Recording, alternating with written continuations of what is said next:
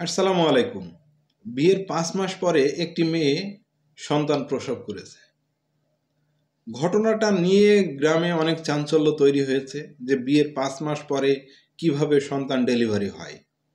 সাধারণত বিয়ের অন্তত ১০-১২ মাস তো হতেই হবে, তাই না? পরবর্তীতে যেটা জানা গেল, এক ব্যক্তি একটা মহিলা মাদ্রাসা দিয়েছিল বাড়ির পাশেই।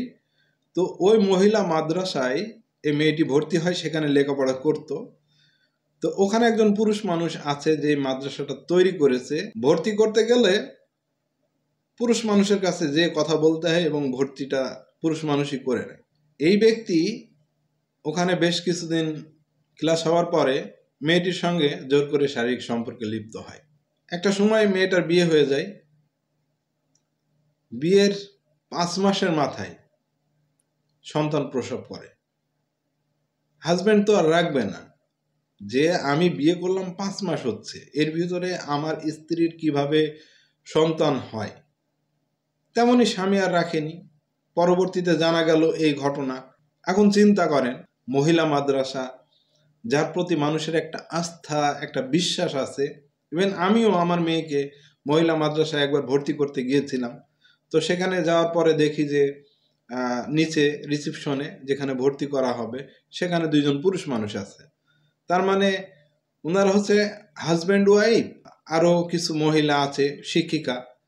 তো তারা তো উপরে থাকে আর উনি নিচেই ডিউটি করেন রিসিপশনে। তো পরবর্তীতে জানতে পারলাম যে এই ছোট ছোট মেয়েদেরকে নিয়ে তার বাসার কাজকাম করিয়ে নেয়, তরকারি কুটে নেয়, ছোটোখাটো যে কাজগুলো আছে সেগুলো করে দিতে হয়। তো তারপরে আর ওখানে দেওয়া হয়নি।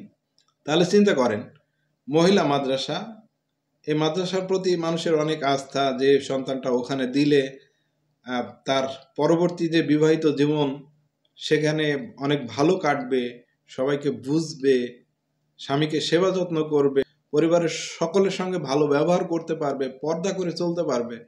এই জন্যই তো মহিলা মাদ্রাসায় দেওয়া হয়।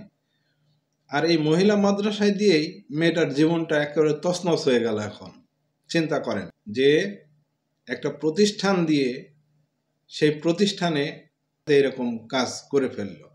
এটা আসলে খুবই দুঃখজনক বিষয়। তবে শুধুমাত্র একটা ঘটনার কারণে আমরা সমস্ত শিক্ষক বা মহিলা মাদ্রাসা কিন্তু দোষ দিতে পারি না। এখানে হয়তোবা ওই প্রতিষ্ঠানটাই, ওই ব্যক্তিটি খারাপ, তিনি এরকম কর্মকাণ্ড করেছেন। যাই হোক, তার নামে মামলা হয়, পুলিশ তাকে গ্রেপ্তার করে নিয়ে যায়। এই বিষয়টা নিয়ে অনেক চাঞ্চল্য তৈরি হয়েছে।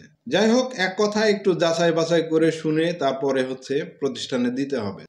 তা না হলে সামান্য একটু ভুলের কারণে ঘটে যেতে পারে অনেক বড় ধরনের একটা ঘটনা।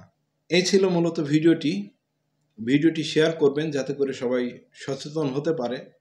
নতুন হলে চ্যানেলটি সাবস্ক্রাইব করবেন। সবাই ভালো থাকবেন, সুস্থ থাকবেন। আসসালামু আলাইকুম।